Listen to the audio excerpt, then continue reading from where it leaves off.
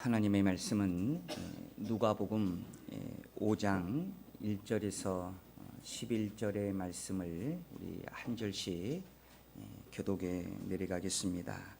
누가복음 5장 1절에서 11절입니다. 자, 제가 먼저 1절을 먼저 봉독합니다.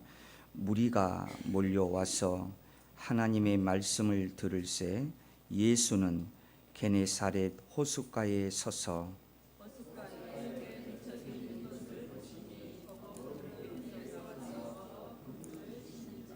예수께서 한 배에 오르시니 그 배는 시몬의 배이라.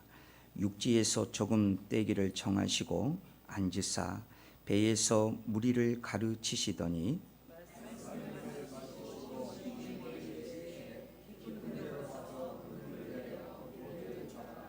시몬이 대답하여 이르되 선생님, 우리들이 밤이 새도록 수고하였으되 잡은 것은 없지만은 말씀에 의지하여 내가 그물을 내리리다 하고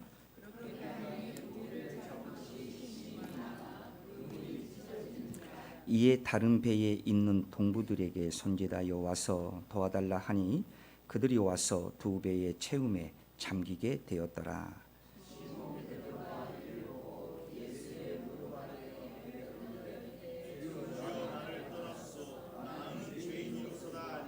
이는 자기 및 자기와 함께 있는 모든 사람이 고기 잡힌 것으로 말미암아 놀라고 세베대의 아들들로서 시몬의 동업자인 야고보와 요한도 놀랐으며 예수께서 시몬에게 이르시되 무서워하지 말라 이제부터는 내가 사람을 취하리라 하시니 11절 함께합니다. 그들이 배들을 육지에 떼고 모든 것을 버려두고 예수를 따르니라. 아멘. 우리 찬양대에 찬양 있겠습니다. 아멘. 우리 하나님께 영광의 박수 올려드립니다. 자, 우리 이 시간에도 우리 인사할까요? 우리 대성교회 출석교인이 되신 것을 감사합니다. 인사하겠습니다. 우리 대성교회 출석교인이 되신 것을 감사합니다. 유튜브로 예배하는 우리 성도님들도 인사합니다. 자, 오늘 말씀의 제목은 베드로의 기회는 시작이었다라는 제목을 가지고 함께 은혜를 나누고자 합니다. 여러분, 우리가 기회가 온다는 것은 참 좋은 일이죠. 우리 인생에 한 번쯤은 꼭 이런 기회를 한번 만날 수가 있습니다. 그런데 그 기회를 잡으면 정말 어떠한 열매가 맺어 있는지 그 열매가 분명히 있을 것이고, 그러나 우리가 그것을 기회인 줄 모르고 그 기회를 잃어버리면 우리에게 남는 것은 후회만 남는다는 것입니다. 다시 그 기회를 잡아보려고 몸부림을 쳐도 이미 때는 늦은 것을 우리는 알게 됩니다. 그래서 기회가 왔을 때에는 지체하지 말고 잡아야 하는 것이 기회입니다. 큰 사람들은 작은 사건 속에서도 기회를 볼 줄 압니다. 그리고 그 기회를 잡을 줄 압니다. 그래서 작든지 크든지 그 기회를 긍정적으로 해석해서 바로 잡는다는 것이 얼마나 우리에게는 참 중요한 일이라 얘기할 수 있을 것입니다. 그래서 기회를 긍정적으로 해석해서 얻은 상방된 역사적 이야기가 두 가지가 있어요. 하나의 이야기는 바로 삼국지에 나오는 제갈량이 한 번은 이 나라 군대를 맞이해서 바로 장원두에서 최후의 일전을 벌였다고 합니다. 그런데 군대가 행군하는 도중에 거센 바람이 불었어요. 그래서 그 바람 때문에 그만 군 깃발이 분지러져 버린 것입니다. 그러자 제갈량이 행군하는 그 병사들이 듣는 그런 소리로 이런 얘기를 했어요. 불길한 징조다. 결국은요, 제갈량은 전쟁 중에 병에 걸려서 죽었다고 합니다. 그런데 그 반대의 이야기도 있습니다. 나폴레옹이 한 번은 점령 전쟁하러 행군하는 도중에 그만 길에 나폴레옹 대왕이 넘어졌어요. 땅에 엎드러졌습니다. 얼굴이 땅 흙에 파묻히게 된 겁니다. 군사들이 그 넘어진 나폴레옹을 보고 얼굴이 갑자기 하얗게 질렸어요. 그러면서 그들이 수군거렸습니다. 우리 장군이 지금 전쟁을 해야 하는데 저렇게 넘어진 것을 보니 우리가 질 징조인가 보다. 이때 그런 수군거리는 그 병사들의 소리를 들은 나폴레옹이 땅에 엎어진 채 땅을 끼어 안고 병사들이 큰 소리로 듣는 큰 소리로 이렇게 외쳤습니다. 봐라! 아프리카가 내 품 안에 있다! 이 말을 들은 군사들이 그 나폴레옹의 대왕은 우리가 이긴다는 그런 소리로 군사들은 들은 거예요. 그래서 이 말 한마디에 사기가 올랐습니다. 그래서 전쟁에 실제로 이겼다고 합니다. 사랑하는 여러분, 그렇습니다. 우리에게 오는 기회를 해석하는 것도 참 축복입니다. 우리에게 다가오는, 우리에게 있는 그 기회를 어떻게 해석하고 그것을 어떻게 잡느냐, 어쩌면 참 우리의 믿음의 성도들에게 한 번쯤은 도전적으로 들리는 말이 되어야 됩니다. 자, 그런데 여러분, 기회는요, 복권처럼 당첨된 것처럼 갑자기 행운이 펑 하고 터지는 게 아니에요. 여러분, 기회가 왔었을 때에는 그 기회를 붙잡고 우리는 기도하고 그 기회를 통하여서 하나님이 우리에게 무엇을 말씀하시는가인가를 우리는 하나님께서 그것을 깨닫게 해달라고 여러분 피나는 기도와 노력이 있어야 되는 것입니다. 이런 얘기 한번 들어봤죠? 구두닦이가 우연히 복권을 한 장을 샀대요. 그런데 그 복권이 무려 10억에 당첨이 된 거예요. 아, 얼마나 여러분 신나겠습니까? 그래서 그가 너무 신난 나머지 한강 옆을 지나면서 그 한강 물을 바라보면서 큰 소리로 외쳤대요. 나는 이제 이 구두통이 필요 없다. 그리고 지금까지 이걸 가지고 생계를 하루하루 살았던 이 구두통을 한강으로 그냥 샥 그냥 윙하고 던져버린 거예요. 그러면서 통쾌하게 웃으면서 그가 다시 한번 큰 소리로 이렇게 외쳤습니다. 나는 부자다. 이렇게. 여러분, 그 순간 그는 펄썩 땅에 주저앉아 땅을 치며 통곡을 했답니다.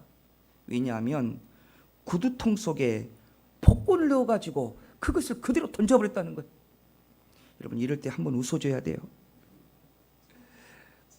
성도 여러분, 기회는 결과가 아니라 시작입니다. 그 기회의 시작을 우리가 어떻게 잡고 그 시작을 어떻게 하느냐, 그것이 기회입니다. 자, 그러면 우리 성경으로 한번 들어가 볼까요? 오늘 이야기는 너무나도 유명한 이야기이지요. 예수님이 가장 크게 사용한 제자는 베드로였습니다. 이 베드로는요, 한 번도 예수님의 제자가 되고 싶은 생각을 해본 적이 없는 사람이었어요. 한 번도 나는 복음의 사도가 되어야겠다고 그것을 하나님 시켜달라고 하나님께 기도해 본 적이 한 번도 없던 사람이에요. 그저 이 사람은 어떤 사람이냐? 평범한 갈릴리 바다에서 하루하루 고기를 잡아 생활하는 그런 평범한 어부였습니다. 그런데 그날따라 아무리 그물을 던지고 아무리 밤새도록 일을 해도 그날따라 고기가 한 마리도 잡히지 않은 거예요. 여러분, 그것도 신기한 일이에요. 그 큰 바다에서 여러분 그물을 던져서 낚시하는 것도 아니고 그물을 던져서 그 잔챙이 조그만한 물고기 하나 잡지 못했다는 것도 그것도 도리어 신기한 일입니다. 그런데 그러한 반대의 신기한 일이 일어난 거예요. 베드로에게 고기 한 마리 잡지를 못했어요. 그때 실망 속에 이젠 그물을 씹고 아이고 오늘은 허탕을 쳤는갑다, 이젠 집이나 돌아가자 이렇게 하고 있었을 때에 이때 예수님이 오셨습니다.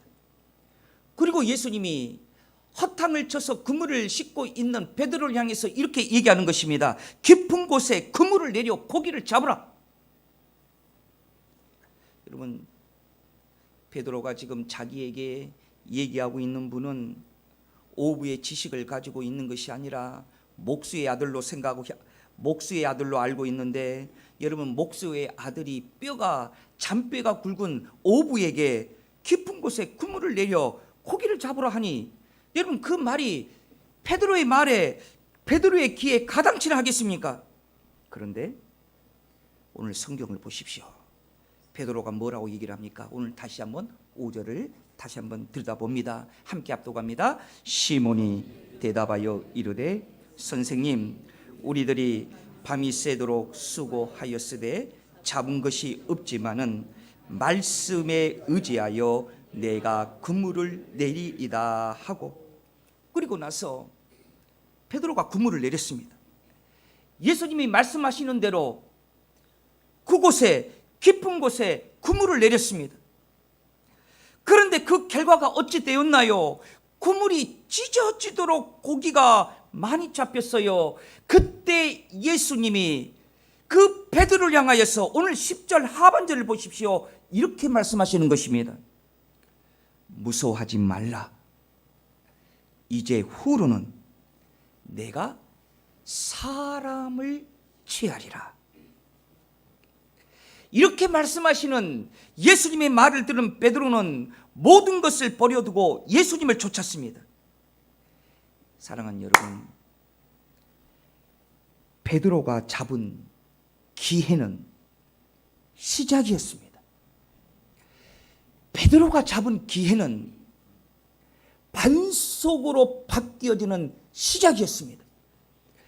베드로가 잡은 기회는 대사도가 되는 그런 기회의 시작이었습니다. 여러분, 예수님의 말씀에 내 이성의 반탕에 생각하지 아니하고 이렇게 순종하는 베드로의 시작이 기회를 잡은 것입니다. 고기를 낚는 어부가 아니라 사람을 취하는 사도로 변하는 순간이 되었습니다.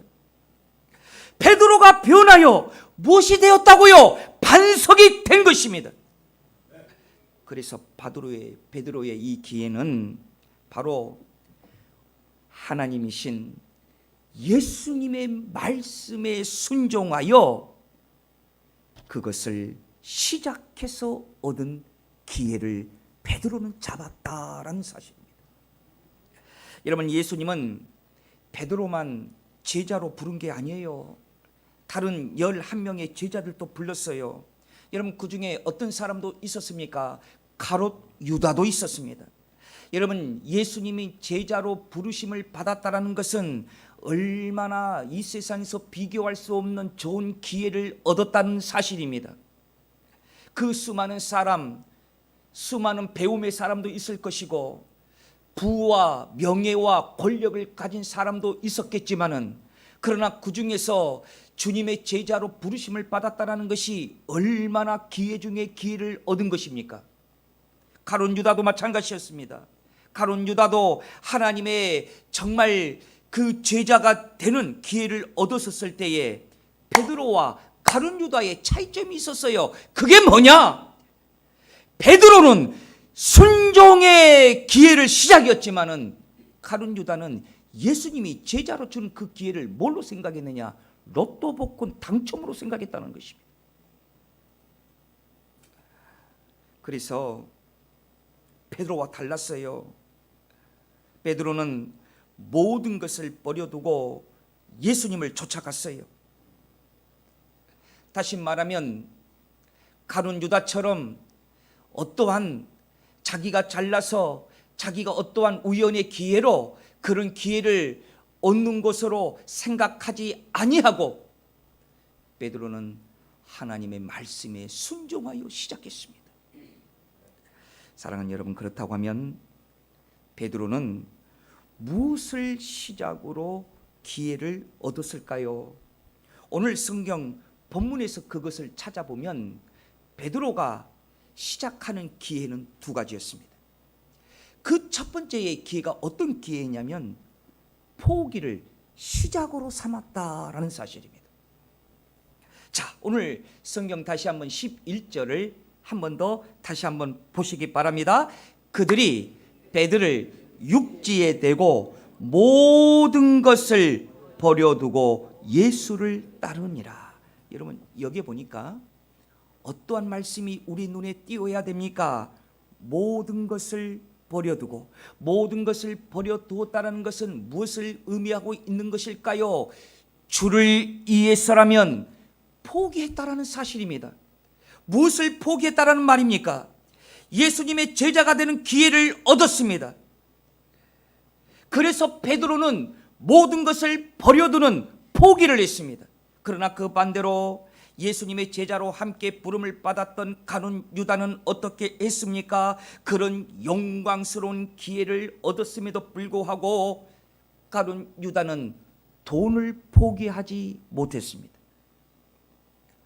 그리고 돈에 대한 너무 집착이 강했습니다. 그래서 그것 때문에 예수님을 은 30냥에 그만 팔고 말았다라는 거예요. 기회를 이처럼 여겼어요. 그가 누구였어요? 가룟 유다는 주님이 주시는 이 기회를 이렇게 허망하게 버려버린 것입니다.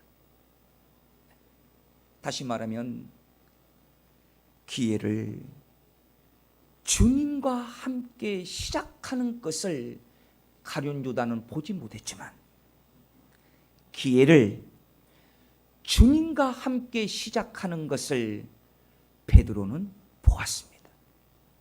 그리고 체험했습니다. 여러분, 자 보세요. 베드로는 엄청난 포기를 했어요. 그 포기를 하고 주님과 함께 시작한 거예요. 그래서 오늘 성경의 11절에 하반절에 무엇을 강조하고 있습니까? 모든 것을 버려두고 예수를 따르니라, 이렇게 말씀하고 있는 것입니다. 그래서 예수님을 따르며 베드로가 주님과 시작할 때에 예수 외에 베드로의 중요한 것은 이제는 없는 거예요. 다 놓았어요.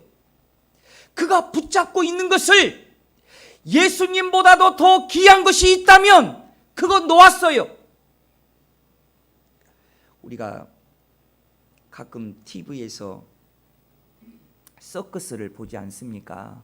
근데 요즘은 TV에서 그런 서커스가 잘 안 나오대요. 제가 어렸을 때는 마을에도 막 서커스가 이렇게 오고 그랬어요. 그런데 옛날에 제주도를 가니까 그 서커스를 이렇게 하는 그 돔이 있던데, 요즘 제가 제주도를 간 지 오래돼가지고 아직도 그 서커스를 한지 모르겠습니다만, 그 서커스 중에 여러분 손에 땀을 쥐게 하는 것이 뭡니까? 줄 타고 하늘을 나르는 사람이 있어요. 이리저리 이렇게 회전하다가 줄을 놓습니다. 그러면 상대방이 줄을 놓은 사람의 손을 어떻게 합니까? 탁 잡습니다. 아찔한 순간이죠. 그럴 때마다 나도 모르게 이렇게 하죠. 다른 사람의 손을 잡으려면 지금까지 붙들고 있는 줄을 놓아야 그 상대방의 손을 잡을 수 있다는 것입니다. 여러분, 이것이 포기입니다. 베드로는 이 포기를 한 거예요. 예수님을 잡기 위해서, 예수님의 손을 잡기 위해서 자기가 잡고 있는 세상의 줄, 자기가 잡고 있는 그 이성의 줄, 자기가 잡고 있는 경제적 관념의 줄, 이거 다 놓고 예수님의 손을 잡은 거예요. 그래서 베드로는 포기하는 시작을 한 거예요. 어떠한 포기의 시작입니까? 여러분, 어부가 배를 포기했습니다. 자, 여러분 성경 다시 한번 11절을 보십시오. 11절에 보니까 여러분 뭐라고 얘기를 합니까? 다시 한번 11절을 우리 성경을 보십시오. 그들이 어디에다가 배를 놓았대요? 육지에다가 배를 놓고 모든 것을 버려두고 예수를 쫓았다고 했어요. 어부에게 있어서는 여러분 배는 재산입니다.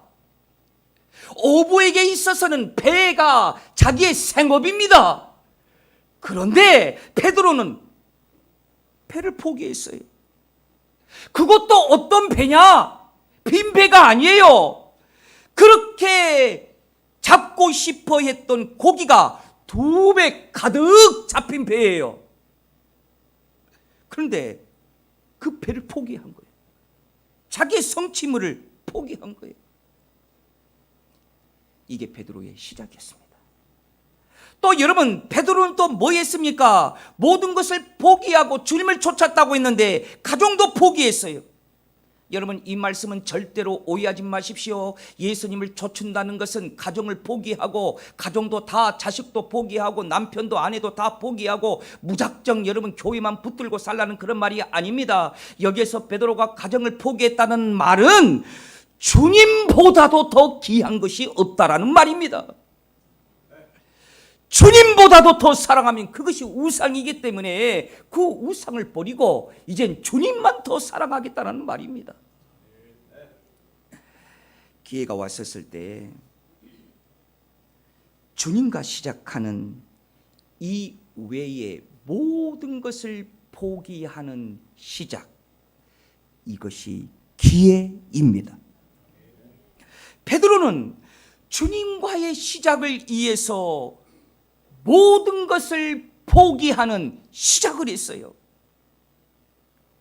그래서 주님을 위해서 포기하는 그런 시작을, 기회를 잡은 베드로의 모습을 통해서 우리는 무엇을, 말씀을 적용합니까? 그 시작 중에 가장 큰 시작은 기도하는 것입니다. 찬송하는 것입니다. 말씀 묵상하는 것입니다. 그래서 여러분, 우리가 모든 것을 주님보다도 더 사랑하는 것을 포기하고 말씀과 찬송과 기도가 하나 되었을 때에 로마서 8장 28절의 확신이 우리에게 넘치는 거예요. 우리가 알거니와 하나님을 사랑하는 자, 곧 그의 뜻대로 부르심을 입은 자들에게는 모든 것이 합력하여 선을 이루느니라. 우리의 포기의 시작은 축복의 기회를 잡을 수 있는 순간이요, 우리의 삶을 또 다른 변화의 축복의 자리로 옮길 수 있는 것이 주님보다도 더 사랑하는 것을 포기하는 시작이, 그것이 바로 우리의 기회입니다. 여러분, 두 번째로는요, 베드로는 그 기회가 어떤 시작의 기회였느냐, 그것은 가치관의 변화의 시작이었다는 거예요. 주여, 이 말씀 듣게 하여 주옵소서. 우리 한번 따라서 합시다. 가치관의 변화의 시작. 자, 우리 오늘 11절 하반절의 말씀을 다시 한번 말씀을 보겠습니다. 모든 것을 버려두고 예수를 따르니라. 여러분, 이 말씀은요, 가치관의 혁명을 일으키는 말씀이에요. 그동안 내가 더 크게 바라보았던, 더 소중하게 바라보았다는 것을, 모든 것을 버리고 한순간에 예수가 나의 최고요, 예수님이 나의 최고의 우선이요, 이것을 인정하고 따르는 변화는 대가치관의 혁명인 것입니다. 가룟 유다는 예수님의 제자가 되는 기회를 얻었을 때에 이런 가치관의 변화의 혁명을 일으키지를 못했습니다. 그러나 베드로는 확실히 가치관이 변했어요. 가치관의 혁명이 변한 거예요. 어디를 가도 베드로의 호주머니에는 돈이 없었어요. 가난했어요. 한 번은 베드로가 성전에 기도하러 올라갔었을 때에 거지 한 사람이 정말 발도 쓰지 못하는 정말 그런 안진뱅이의 그런 삶을 사는 그런 장애인이 베드로를 향하여 손을 내밀면서 한 푼 주세요, 한 푼 주세요라고 구걸을 하였습니다. 그러자 베드로는 걷지 못한 거지의 손을 붙들고 이렇게 외쳤습니다. 사도행전 3장 6절의 말씀입니다. 베드로가 이르되 은과 금은 내게 없거니와 내게 있는 이것을 내게 주노니 나사렛 예수 그리스도의 이름으로 일어나 걸으라.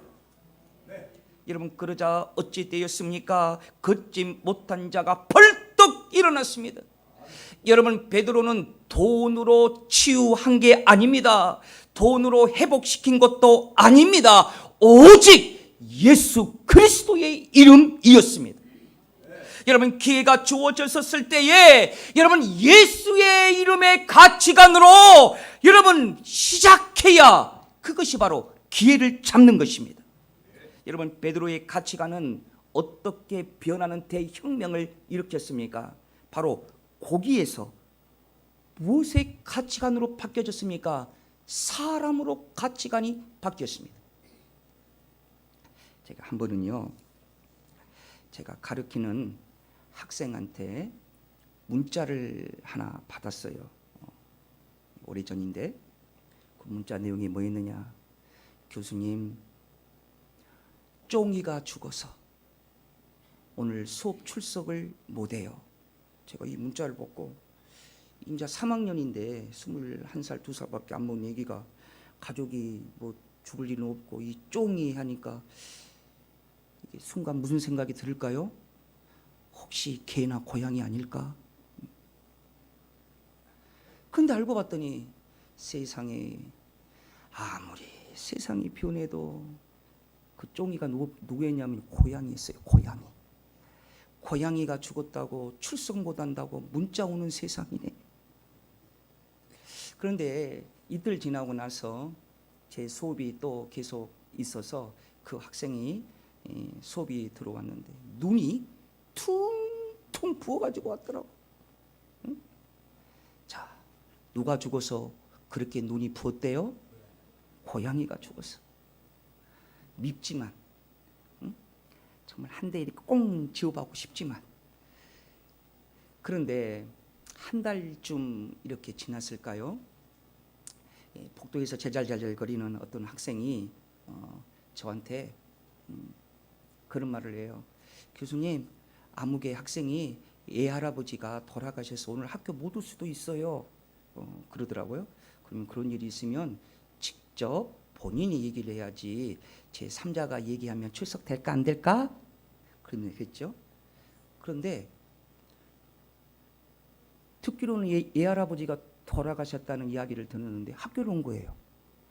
그래서 내가 신기해서 아니 내가 학생 친구 얘기를 들어보니까 오늘 애 할아버지가 돌아가셨다는데 오늘 어떻게 학교를 왔는가라고 물어보니까 뭐라고 하느냐?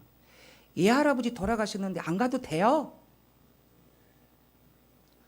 어찌나 미워서 한 대 지어받고 싶던지.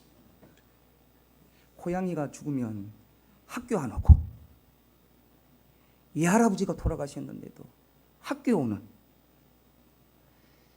세상이 아무리 그렇게 변해도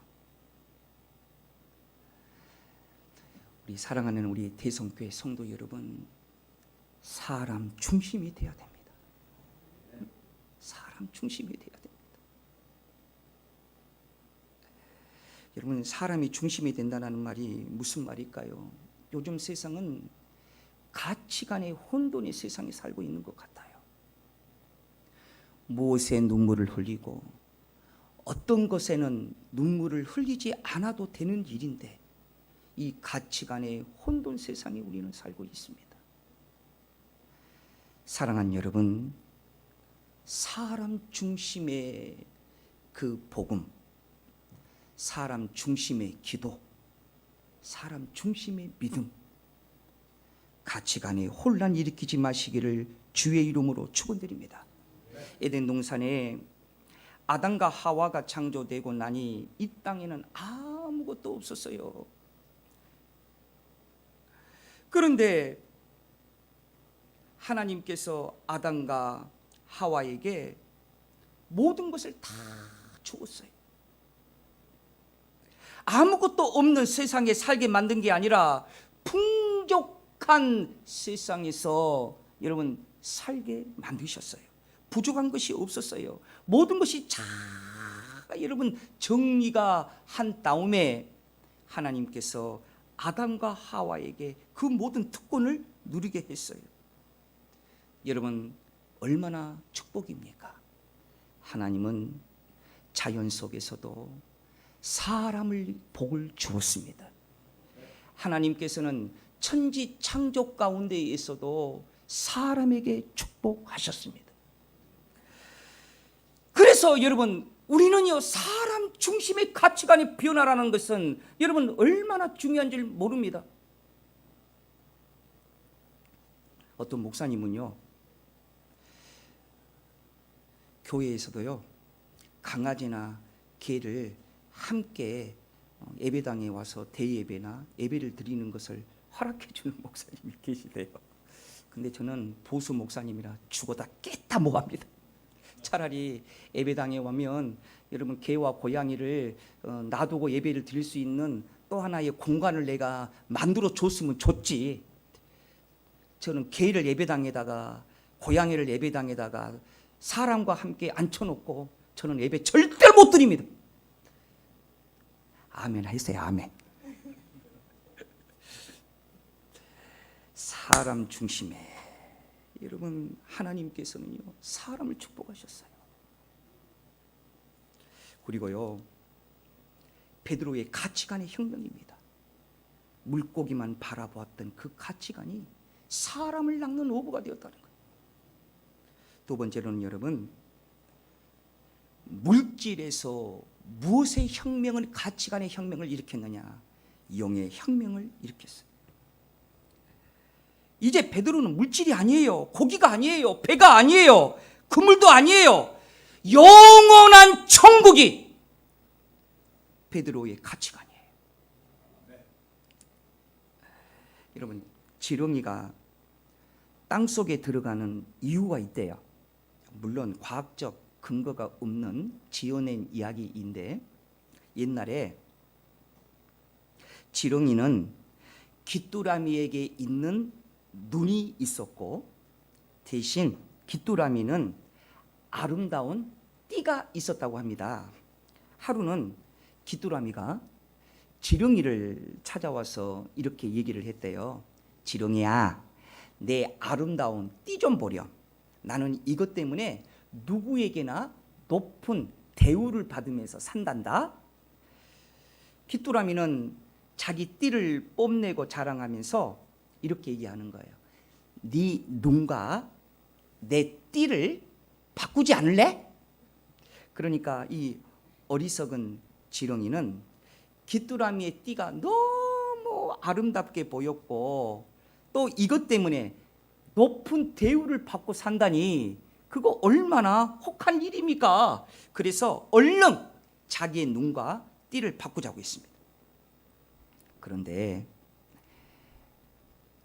지렁이가 아름다운 띠는 생겼을지언정 제일 소중한 눈을 잃어버렸으니 아무리 소중한 것이 있어도 볼 수 있습니까? 없습니까? 볼 수 없습니다. 높은 대우를 받은 지언정 무슨 소용이 있습니까? 그것을 보지 못하는데.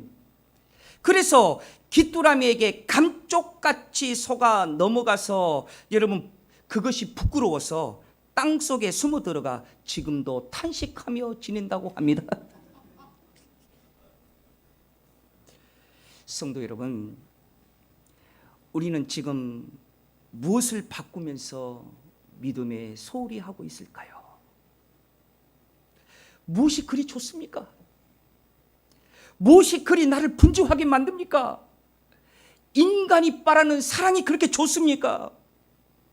그러나 여러분, 믿음의 세계, 영의 세계와는 절대로 바꾸지 말아야 됩니다. 여러분 히브리서 12장 1절과 2절의 말씀을 여러분 다 같이 한번 합독합시다. 시작. 이러므로 우리에게 구름같이 둘러싼 허다한 증인들이 있으니 모든 무거운 것과 얽매이기 쉬운 죄를 벗어버리고 인내로서 우리 앞에 당한 경주를 하며 믿음의 주여 또 온전하게 하시는 이인 예수를 바라보자. 그는 그 앞에 있는 기쁨을 위하여 십자가를 참사 부끄러움을 개의치 아니하시더니 하나님 보좌 우편에 앉으셨느니라. 여러분 그렇습니다. 우리는 영의 세계를 봐야 됩니다. 없어질 이 세상을 보는 것이 아니라 여러분 예수 믿고 구원받아 하늘나라 가는 그 천국의 영의 세계를 봐야 됩니다. 여러분 이것이 우리의 가치관의 혁명인 것입니다. 자, 여러분 우리는 날마다 기회를 만나며 살고 있어요. 자, 말씀을 정리해 볼까요? 베드로는 기회가 시작이었습니다. 그 기회의 시작이 어떤 시작이었다고요? 다시 한번 11절 하반절을 다시 한번 보십시오. 모든 것을 버려두고 예수를 따르니라. 주님과 시작하는 기회는 언젠가는 아름답게 거두게 될 것입니다. 시편 기자는 말하고 있어요. 시편 126편 5절과 6절에서 시편 기자가 어떻게 고백을 합니까? 눈물을 흘리며 씨를 뿌리는 자는 기쁨으로 거두리로다. 울며 씨를 뿌리러 나가는 자는 반드시 기쁨으로 그 곡식단을 가지고 돌아오리로다. 사랑하는 여러분, 또 우리가 시작하는 이 한 주간도 하나님은 우리에게 기회를 주실 것입니다. 그 기회를 예수 안에서 붙잡으십시오. 우리는 변화될 것입니다. 하나님 우리를 축복하실 것입니다. 이러한 귀한 은혜가 우리 성도님들의 가정과 생업과 자녀들에게 풍성하게 나타나시기를 우리 주의 이름으로 축원드립니다. 거룩하신 아버지 하나님 감사합니다. 우리에게 날마다 주시는 기회 우리가 믿음으로 잡게 하여 주시고 하나님이 우리에게 주시는 기회를 우리가 믿음으로 구별하게 하여 주시고 그 기회를 축복의 기회로 삼을 수 있는 우리 모든 성도들이 되게 하여 주옵소서. 거룩하신 예수님 이름으로 간절히 기도드리옵나이다. 아멘.